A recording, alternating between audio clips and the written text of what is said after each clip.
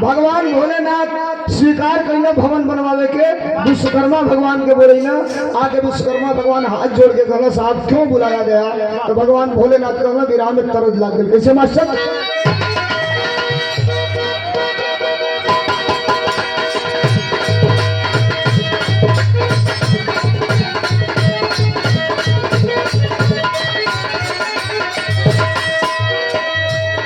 ये तरह जब आई है मार्केट में बड़ा हल्ला मचल रहा है।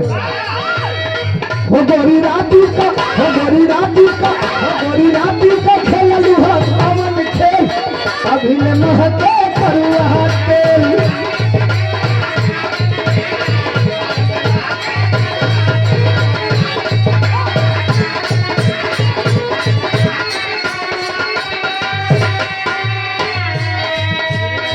भगवान भोलेनाथ विश्वकर्मा भगवान से कहलन का कहलन हो एगो ऐसन महलिया बनाओ महाराज यार देखे अकेला दुनिया में होकर राज। एगो ऐसन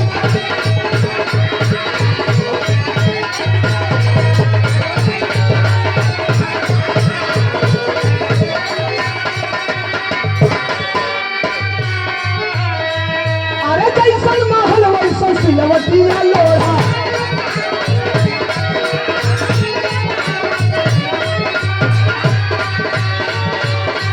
अरे तीर लोक में हो फैला वो कर जोड़ा।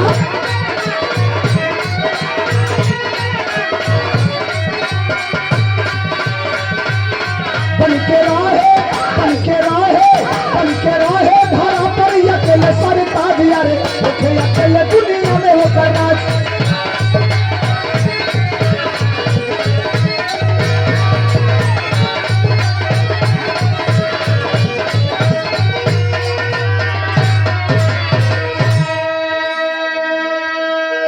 भगवान भोलेनाथ विश्वकर्मा भगवान से कहना प्रभु जिंदगी में पहली बार मेरी अर्धांगिनी पार्वती ने हमसे कुछ मांगा है।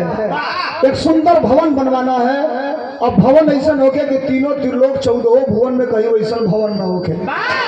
विश्वकर्मा भगवान कहे महाराज प्लेस बताइए, जगह बताइए, बनाना कहाँ है और बनने की जिम्मेदारी वो हमारे ऊपर छोड़ दीजिए। भगवान भोलेनाथ जगह बतौलन। विश्वकर्मा भगवान भवन का निर्माण चालू कर देलन। नींव से निर्माण चालू हो गई। और जब भवन का निर्माण भइल चालू हो गई विराम में टेरी लगल। कैसे मास्टर?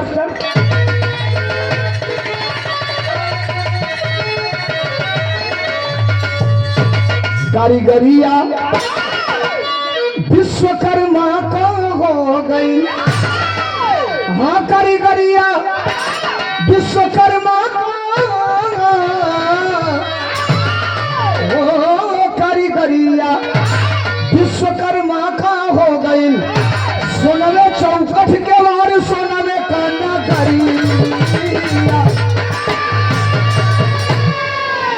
सोनवे चौखट के वार सोनवे का नगरिया कारीगरिया विश्वकर्मा का हो गई। भवन बने लागल। बनत कुछ दिन बीतल। और जब कुछ दिन बीतल तो बिरहा में अंजाम का निकलल। बड़ी पुरान बिरहा के उस्ताद गायक लोग का तरज लग गई। कैसे मास्टर?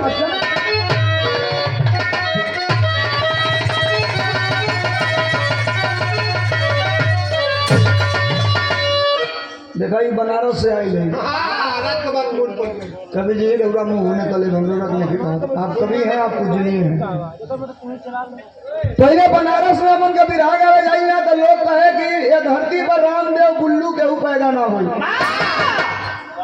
वास्तविकता है, सही भी है कि धरती पर केहू रामदेव बुल्लू पैदा ना हो। लेकिन जब ये कहे लोग तो हमन के तनी सा है मऊ, देवरिया, गोरखपुर ये 3-4 जिला हमन को सोचल ना कि सारे हमनों के जिला में केहू बात है कि हमनों को कह सके मिले कि फलाना केहू पैदा ना हो। तो खोजत एक आदमी मिल गई। अच्छा तो जब अब बनारस को कहला कि धरती पर केहू रामदेव बुल्लू पैदा ना हो तो हम कहला कि हमारी जिला के गवैया वाला जगन्नाथ मास्टर पूर्णिया जाना था। ये जगन्नाथ मास्टर भी धरती पर केहू पैदा ना हो। तो लोग पूछे कैसा रहला गरी चाकर छाती बड़की मोछ 3 बेर काने में लपेटा और सुंदरी नीतू जब साइकिल से लोग बिरहा गाओ जाओ तो साइकिल में दुनाली बंदूक टांग के चला। पहला गवैया जगह लगे दुनाली बंदूक रहे, बड़की छाती बड़हन मोछ, पीछे से नाप देव तो 3.5 हाथ का टेलर मास्टर हो गया मतलब पूरा बॉडी एकदम चाकर आगे से पीछे में ताल है जो हमन के बजावत है जा तो जगन्नाथ जब गावो तो करतलिया बजाते फेंक दो बजते जाओ बजते आवे। बड़ी छोट रहनी एक बार बिरहा हो गई हमरे के यहाँ देवरा हुआ बाबा बाना देवरिया में नाव सुन लियो खबाब सब। तो वही जब बिरहा रहे जगन्नाथ मास्टर का आपके मऊ के रहे वाला गोठा का रक्षा यादव का छोट रली या गली जब बिरहा सुने आज का बिरहा तो मर्द मेहरारू को होता उतने गरीब मर्दे मर्दे का बिरहा होके तो रक्षा जगन्नाथ का बिरहा रहे। देखो पहले का बिरहा कौन का होके तो जगन्नाथ खड़ा भैया तो कहना कि रक्षा देना पर अच्छा तो कहीं पहले का बिरहा इतनी गरीब हो जाओ तो मारी हो गई गोला की रक्षा देना पर अच्छा गोठा की बजरिया नजरिया इनकी दीदी से लड़ी बाजल थपरी इतना नोट मिलल इनाम एक कदू का। जब रक्षा खड़ा भैया तो कहला ए भैया लोग जगन्नाथ लहौला तनी हमहू लहाई तो पब्लिक के का चाहे पब्लिक के आनंद चाहे पब्लिक चिल्लाई कि तू चापा तो कहला कि जगन्नाथ कहला कि रक्षा देना पर अच्छा गोठा की बजरिया नजरिया इनकी दीदी से लड़ी। जगन्नाथ अब हम गाओ तनी सुना तो रक्षा चाचा गौला की मास्टर जगन्नाथ को 22 को बहिनिया लगनिया पितर पोख में पड़ी। उठा लिया दुनाली बंदूक कहना मारेंगे सारे धुआं धुआं हो जाएगा। बिरहा सुनवैया में झगड़ा हो गई। जब वो कहला तो तू कहला तो कुछ बोलबे ना कहला वो कहला तो तू कहे बोला चला जापत सापत करा के बिरहा लोग के बैठा के चालू करावल गई। जगन्नाथ बड़ी टेढ़ रहा है कभी जी दूसरा बेर खड़ा भले तो कहना तार फूफा तोहरी माई का नंदोइया बहनोइया तोहरी बापे का लागत हो गई असरी मारी लौट निकल गई मारा पीटी हो गई। जे बिरहा करौले रहे आगे कहले भैया अपन अपन सट्टा का पैसा लो जालो अपने घरे अरे या हो जाए 302 हम बिरहो कराई वो बांध के थाना में जाए तो ऐसे बढ़िया हम अपन बिरहा बंद करा लो। कि पहले के बिरहा रहा आज के बिरहा में पहले के बिरहा में अंतर हो गई। तरज हराम दोस्ताद अपने जवानी में गमन कैसे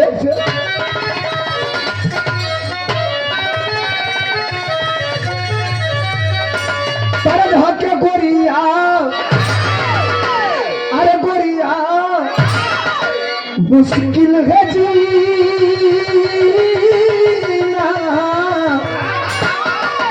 तेरी गली में गोरिया मुश्किल है जीना अरे तेरी गली तेरी गली तेरी गली मेरे मजा हो मजा पर हो महीना तेरी गली में।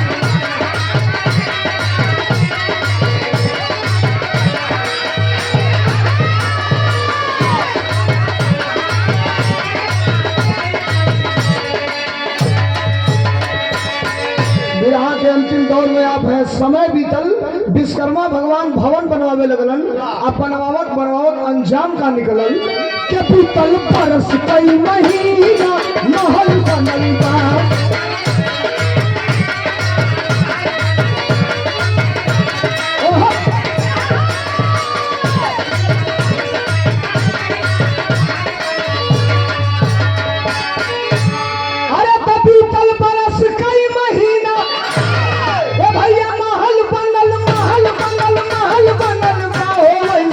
हो गई सन पाके महीना महल बनल बा।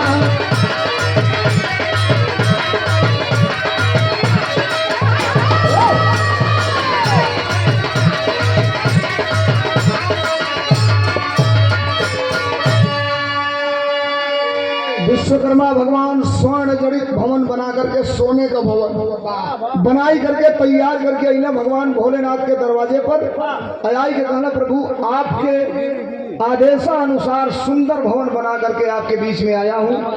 पार्वती को लेकर के चलिए, माई पार्वती को, और उस भवन में प्रवेश करिए, रहना चालू कर दीजिए। भगवान भोलेनाथ कलाई पकड़लन और ये तीसरे चौथे बार का पुरस्कार हमारे अनुज पकड़लन। अब पकड़ के लेके चल दिलन आगे आगे विश्वकर्मा भगवान, पीछे पीछे भोलेनाथ पार्वती लेके आई भवन। जो ने जगह पर भवन बनल है, दूर ही से पार्वती देखत है चमचम चमचम चमचमात है भवन। सूर्य का प्रकाश पड़ल हो, नजर ठहरत ना हो, नजरिया ना ठहरत है। देखली कहली अरे बाप रे बाप, इतना सुंदर भवन आज ले जिंदगी में कबो ना देखले रही। पकड़ना कलाई भोलेनाथ, कहला कि अंदर चला तनी देखल जा। जो ही अंदर घुसला तो ले कलाई पकड़ के पार्वती जी वापस कर देली, वापस कर ले है। महाराज ए भवन में हम आप अंदर प्रवेश कर जाई, बड़हन घर बात देखत में घंटा 2 घंटा लागी। अब पहला काम तो हिंदू प्रथा का रीति रिवाज है कि घर द्वार जब बनेला तो ओकर बिना घर भोज कैले ओकरे अंदर प्रवेश लोग ना करेला। कई घर बनल बा हमारे आदेश पर, हमारे चॉइस पर, तो बिना घर भोज भइले घर के अंदर हम प्रवेश ना करब। तो कहला तो विश्वकर्मा भगवान से कहते हैं ये पूजा पाठ कर दी, घर भोज हो जाई, अंदर घुस जाइए। कहली ना, जब तीनों त्रिलोक 14 भवन में ऐसा कहीं भवन नहीं खे तो ये घर का पूजा भी उहे करी, उहे ब्राह्मण करी जबन तीनों त्रिलोक 14 भवन में केहू किया जाके पूजा ना करिए हो, अने केहू किया खैले होके। अब बात फंस गई। भगवान भोलेनाथ कहला कि हरदम फंसाए वाला बात करे लेकिन चला ही हो तो हर मनसा पूरा करब। ध्यान करियन, पता चलल एक ब्राह्मण है भूमंडल पे जो दुनिया में किसी के दरवाजे पर जाकर न भोजन किया है न पंडिताई किया है, लेकिन पेशा है पंडिताई करना। अब जब दिमाग में आई धावन भेजले हम वो ब्राह्मण के बुलावल गए लोग भवन के सामने, वो पंडित रहल के आल्हा लगल। कैसे मास्टर?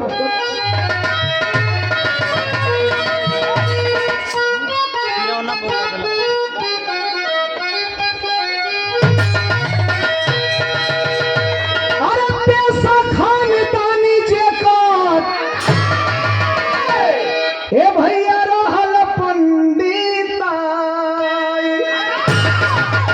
केहू ना धरा पर बाटे वैसन बितावा।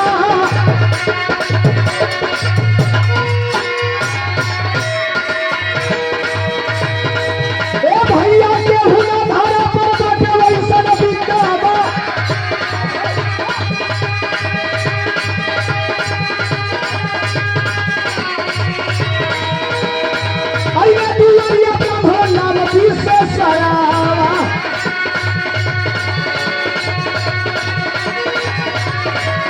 अरे हवन पूजन होके लागल धरतिया समा,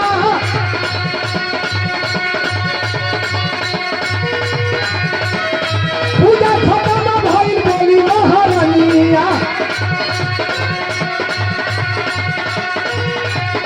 माना मंगनिया हो हमसे महारा।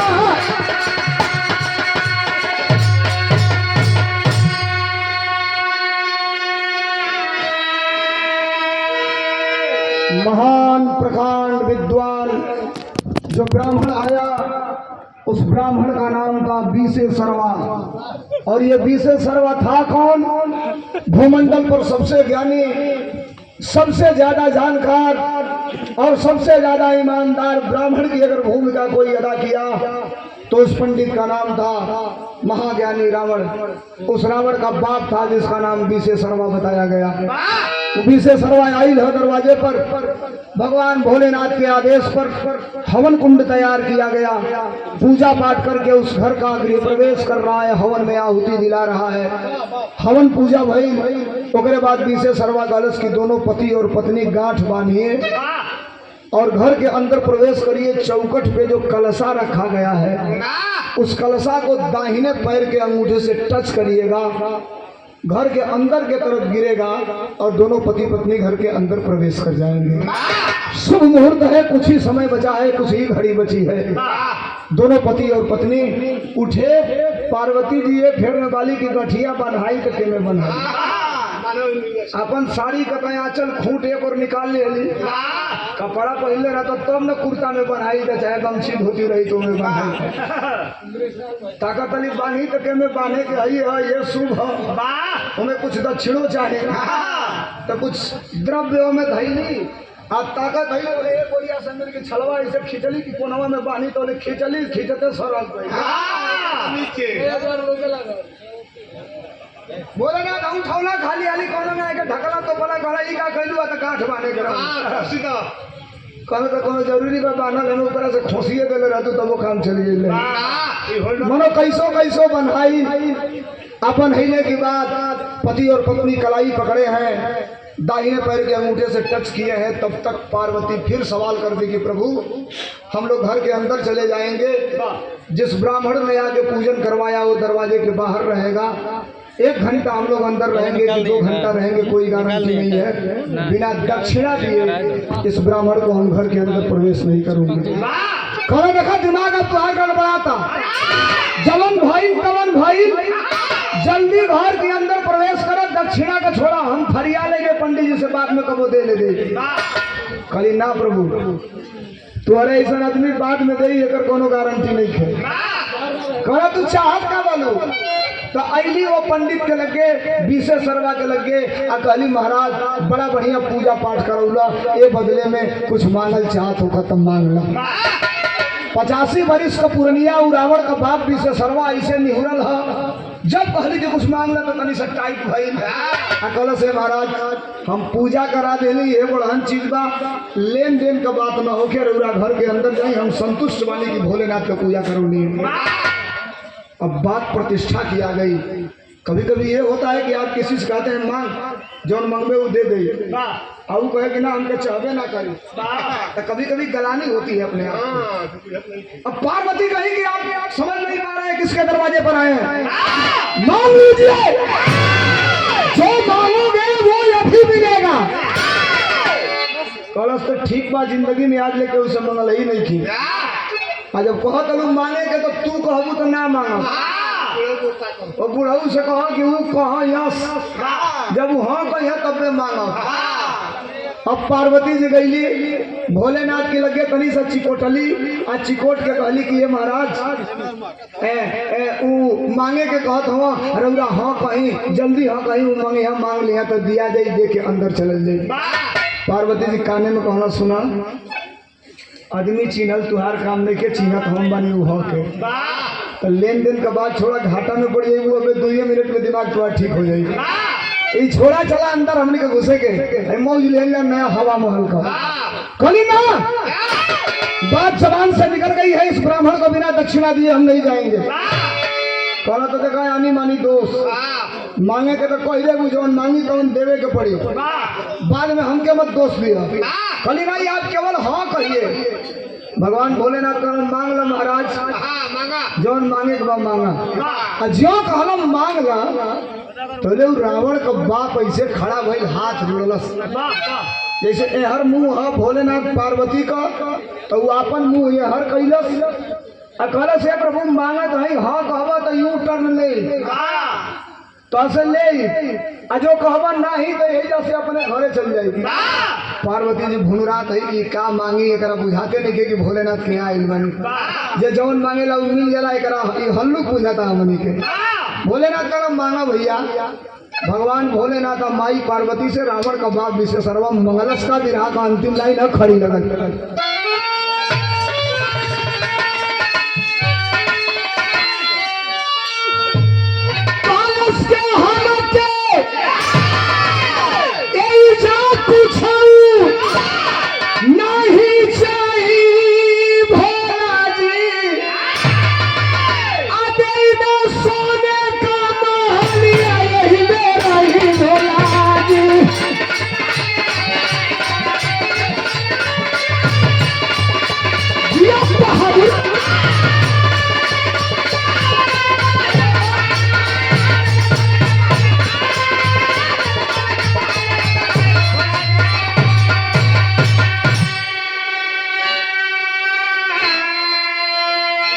जिस भवन का मैं पूजा करवाया हूँ, शायद मैं सपने में कल्पना भी नहीं कर सकता कि इतने सुंदर भवन का मैं पूजा करवा सकता हूँ।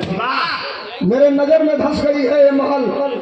हे भगवान, तार लगे जुगाड़ बात तंत्र बात तू कई को बनवा ले बा देवे के बात हम गई है महलिया दे गई, यही में हम रहल चाहता नहीं। जो मंगलस की गई ना सोने का महलिया, यही में रही भोला जी भगवान भोलेनाथ तनी से खोदना पार्वती की सुनलू है कि दोबारा कहवाई उनका मरला सा सुन ले रही पार्वती। रावण का बाप एक कदम आगे बढ़ा, कहा लग रहा है आपकी स्वीकृति नहीं है। आंखें लाल हो गई पार्वती की, चेहरा तमतमा गया। भोलेनाथ कहला कि मना करता नहीं कि ना दिया।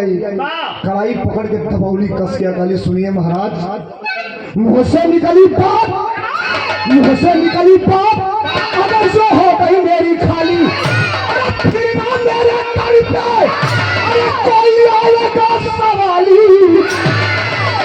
बात जबान से और तीर कमान से अगर निकल जाती है तो फिर कभी वापस नहीं आती।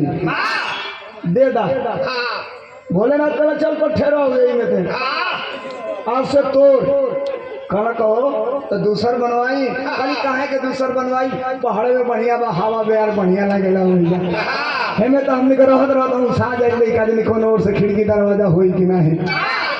पकड़ के कलाई आगे बढ़ती हैं, आंखों से नीर चल रहा है पार्वती के, श्राप देती है पार्वती की। रावण का बाप भी से सर्वा मेरे दरवाजे पर है और मेरे इच्छा के भवन को उसने बंदरों के भांति उछल कूद करके अपने मन को और एक्सेप्ट कर लिया, ले लिया। श्राप देती हूं कि जिस भावना से तुमने हमारे भवन को हड़पा, उसी भावना से बंदरों की भावना थी तुम्हारी। इस भवन का विनाश करने वाला एक बंदर ही होगा। और याद करो, एक स्त्री के कलेजे को तुमने ठेस पहुंचाया है, तेरा खानदान एक स्त्री के जिगर को चोट पहुंचाएगा और वही बंदर तुम्हारे इस महल को जला करके ध्वस्त कर देगा, भस्म कर देगा। वह सोना का नगरिया, सोना का वह महलवा, वह भवन सोना का जो बनल है, जोने का नाम लंका पड़ल, रावण का नगरी भाई। अब वही रावण के नगरी में बीसे सरवा का खानदान होकर बेटा रावण निवास करे लगलन। समय बदलल, मर्यादा पुरुषोत्तम राम के वन भई, माई सीता लक्ष्मण के साथ वन के अलन। रावण वही जगत जननी सीता के चुरा के वही लंका के अशोक वाटिका में लेके चली गई। हनुमान जी महाराज गईलन लंका में समुद्र लांग के सीता का पता लगावे। रामायण में कई तरह का बात निकल बा, कवि जी आपो वाले यही रामायण में लोग लिखल, हमार बात खत्म हो गई बा। यही रामायण में लोग लिखल कि हनुमान जी महाराज जब लंका में जात रहना समुद्र लांग के, तब पसीना भइल, पसीनवा काच के फेंकला तो समुद्रवा में राघो मछली मुंह बोले रहे, करीब मुँहे में चली गई पसीनवा।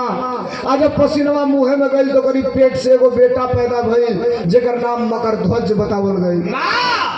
रामायण में लिखल बा, लोग कहेला हम कहीं नहीं गलत है।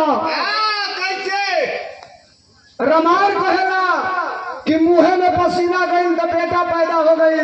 विज्ञान कहेला कि मुंह के रास्ते जो कुछ जाएगा वो अमाशय में जाएगा, गर्भाशय में जा ही नहीं सकता है। साइंस कहता है कि मुंह के रास्ते जो कुछ भी जाएगा वो लीवर में जाएगा, बच्चेदानी में और गर्भाशय में जाने का रास्ता दूसरा है।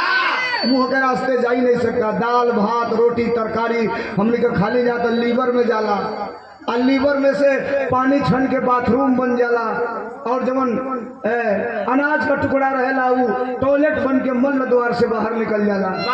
वो बच्चेदानी में कैसे जाई? लेकिन जहाँ न पहुंचे रवि वहां पहुंचे कभी। ये परी जनरल स्टोर कर्मी रावण महाराज लंका में सीता के चुरा के लेके गई। हनुमान जी महाराज गए, पोछी में आग लगावल गई और वही लंका के जला के भस्म को दिया। लड़ाई भई सीता जी के चुरौला के कारण, हरण कैला के कारण। मर्यादा पुरुषोत्तम राम विभीषण के बताने के अनुसार रावण के नाभि कुंड में बाण मारे और रावण धराशायी हो गया, इस दुनिया को छोड़ के अलविदा कर गया, सोने का लंका जल के भस्म हो गई। रावण मरत रहे तब मर्यादा पुरुषोत्तम राम ने लक्ष्मण को भेजा था कि लक्ष्मण जाओ और रावण महान प्रकांड है उससे कुछ सीख लो। लक्ष्मण को रावण ने बताया था कि लक्ष्मण तुम्हारा भाई राम हमसे कभी जीत नहीं पाता। अंतर ये रहा, कारण ये रहा कि तुम्हारे भाई तुम्हारे साथ थे और हमारे भाई हमारे विरोध में खड़े थे, इसीलिए इस लड़ाई को तुमने जीत लिया। बात हमार खत्म भई। दशहरा के दिन रावण का पुतला बनावल जाला और वही रावण के पुतला में आग लगा के रावण का दहन कई जाला, दशानन का दहन कई जाला। एक कहानी इहो मिलेला। बात खत्म भई। अंतिम लाइन का प्रमाण है पीयूष गुरु बिहारी गुरु गणेश गुरु रामलाल गुरकारी स्वर्ग गए चंद्रिका कवि बच्चन जी बने पुजारी। करीगरी या विश्वकर्मा का हो गई